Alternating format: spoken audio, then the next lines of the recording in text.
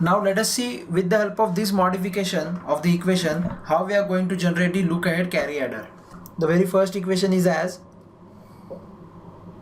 Pi, that is nothing but carry propagates, which is equal to A XOR with B. Second equation is the Si, Pi XOR with C of I minus 1.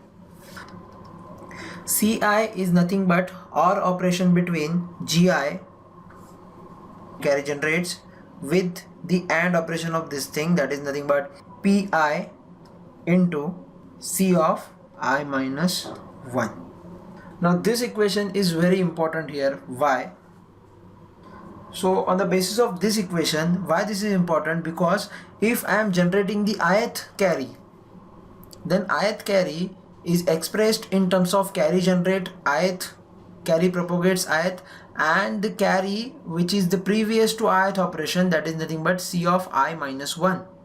If I calculate the C0 for nth bit operation, which starting from 0, so if I operate from C0, so what I have for C0, that is nothing but I is equal to 0. Put I is equal to 0, I get G0 plus P0 into C of minus 1. So let me put this as equation number 1. Means what you can say, the 0th carry is dependent on the previous carry, that is nothing but this one. For C0 is dependent on C0 minus 1, that is nothing but C of minus 1. Now let me write down the equation for C1. C1 means I'll put in this star equation, I'll put I is equal to 1, so I will get G1 plus P1 into C0. So what I see here, C1 is dependent on C0. I already got the value for C0 here. So what I will do, I will put the value of C0 from equation number 1 to this one. So what I get here is G1 plus P1, and value of C0 is G0, so P1 into G0 plus P1 into P0 into C of minus 1. Finalized C1 equation is, let me put this as equation number 2. Now C1, that is nothing but the first carry, which is also dependent on C of minus 1 directly. Let me write down the equation for C2. C2 means I'll put I equal to 2 in this equation, so what I'll have is G2 plus P2 into C of 2 minus 1, that is C of 1.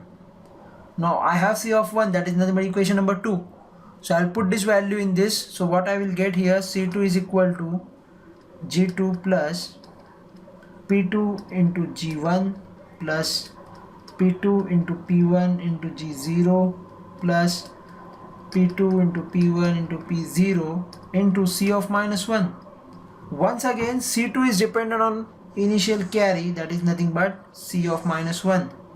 Put this as equation number 3.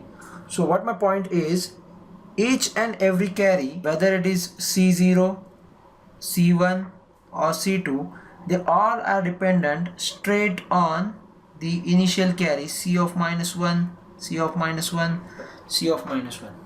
Now with the help of the initial carry, we can predict the ith carry.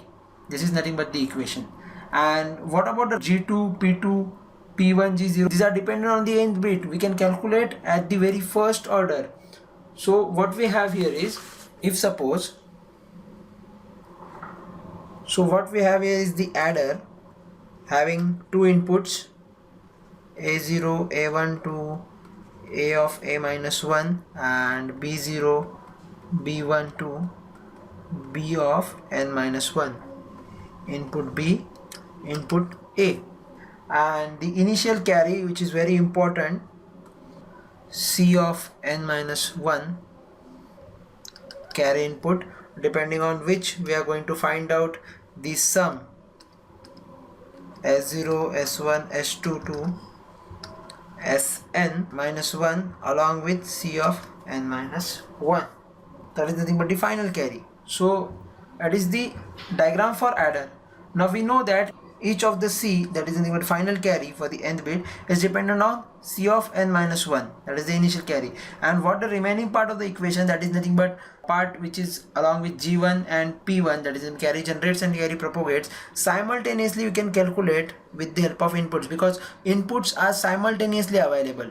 We don't require time to wait for the carry to generate. We can directly calculate the carry propagates and carry generates, which are directly calculated, and in the very second stage what we can predict the carry output at the end state. So this is how speed is increased.